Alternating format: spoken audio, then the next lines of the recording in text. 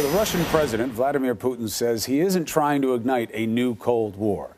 But Putin is touting Russia's new invincible nuclear-powered missile that is capable of hitting anywhere in the world, according to him.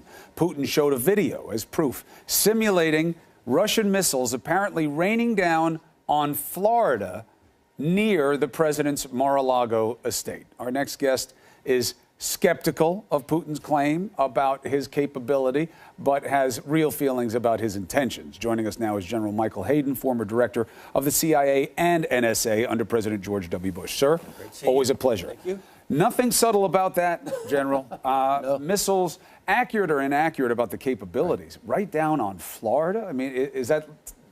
Actually, that's one of the stunning aspects of the demonstration yesterday, that they would actually use an absolutely recognizable part of the United States to show where the targeting was. I mean, look, we'll run out our videos to explain capabilities and new capacities, but they're usually generic. They're not going after a particular country for that very reason. You don't want to be seen doing that.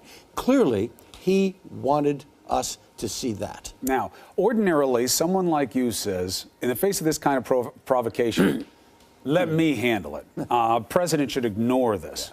However, can you think of any other inimical actor that would do something like this and not get an immediate response from President Trump? Can you imagine if North Korea did this, or China, or anybody that he has gone after in the past except Russia? So the norm, as you suggest, is we're telling the president, we got this one, big guy. Right. We'll go ahead and comment on this. You keep your powder dry. We'll bring you on when we need you. And then you don't have the president mixing it up with every offense that real or imagined that takes place. President blows right through that kind of advice. And now you've got this kind of an offense, which really feels like Kim Jong-un rhetoric and stagecraft here coming out, and the president's not commenting on it. So what you've got is the delta is not that he does it all the other times, it's that he won't do it for this one. Why? And people draw conclusions from that. No, look, I'm not saying that he should provoke I don't know, Putin. Of course Nobody not. wants any kind of escalation. Yeah. We've had enough of that. But how do you explain his reticence to go word for word with this man when he does it with everybody else? Yeah. So there's no logic that explains it. I don't know what created the dynamic, but we saw it during the campaign, right? And now it may be just at a point, Chris, where it's a thing for him now, that in order for him to say something about Putin now would be implicit admission that he should have been saying other things, and he just won't do it. It's not useful. That's the best example. Yeah. That would be the best rationale. Right. If I do it now, I'll be giving in to my critics, so I won't. That is the best possible area. All the other ones are much more troubling. Well, I'll give you a modestly darker one, all right? He actually admires the way Putin does business. He actually, in his heart of hearts, he may look at what happened yesterday in the Russian Federation and have a certain sense, why can't I give speeches like that? Why can't I do those kinds of things? I think there is a bit of autocrat envy in terms of the president's attitude towards the president of the Russian Federation. And Putin envy. No, the way he is able to govern, the things Putin is able to say, the way things seem responsive to Putin without the institutions of government pushing back on him, yeah, I think he'd like that. And look, and to your point about the distinction between how he's dealing with this and otherwise, more talk again about potential preemptive military action on North Korea by the United States. Do you think that that is likely, and would you believe that that could be successful in any circumstance? I don't think it's likely, and I have less confidence that it would be successful. I think the language we had here, Chris, that generated this most recent threat was if they showed the capability of the missile and the weapon, the capability of. You and I have been talking about this now for over a year and trying to parse out the language.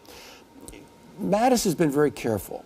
Mattis has talked tough, the Secretary of Defense, but he's talked tough about the threat. If they threaten America, if they threaten America's friends. And it puts our response in a fairly narrow, fairly easy to define lane. Occasionally the presidents talk like this, not about the threat, not about the threatened use, but simply the existence of, the capacity to. And this most recent statement is over here. And that really, to me, is unsettling on a whole lot of levels. Now, that goes to the finesse of message and the methodology and the sequencing that's involved. Those are terms that you've put into my head in terms of relevant aspects of this kind of planning and strategy. That takes us to H.R. McMaster. Yeah. We've heard many times, as have you, he may be on his way out. He's frustrated with the process. Trump doesn't listen to him. Trump goes against his advice. The president said yesterday that's not true. He's doing a great job. How important is McMaster to national security? Well, the position is traditionally very important to national security. And unless you hire a Brzezinski, a Kissinger, or a Scowcroft, and we've had occasions to have those kinds of folks, what you normally get in the job is someone who controls the process of issues and information reaching the president, so that there's a methodology, that there's a sequence, that there's an order. All right? So that's HR's task. Can you imagine that? Nope. Discipline, order, sequence for this president. And so my picture, Chris, is we're going to have these sine waves of periodic friction simply because of the nature of the job and the nature of the president. And even if you pulled HR out and put someone else in, if he's going to do the job, you're still going to have these sine waves of friction because they're imposing things on the president who frankly wants to act spontaneously and immediately. Putin pretends to drop missiles on Florida. Silence. Alec Baldwin, the actor, says something the president doesn't like. He tweets about it first thing in the morning. It would be crazy, but for us, it's just Friday. It's Friday. General, thank you very much. Appreciate the perspective.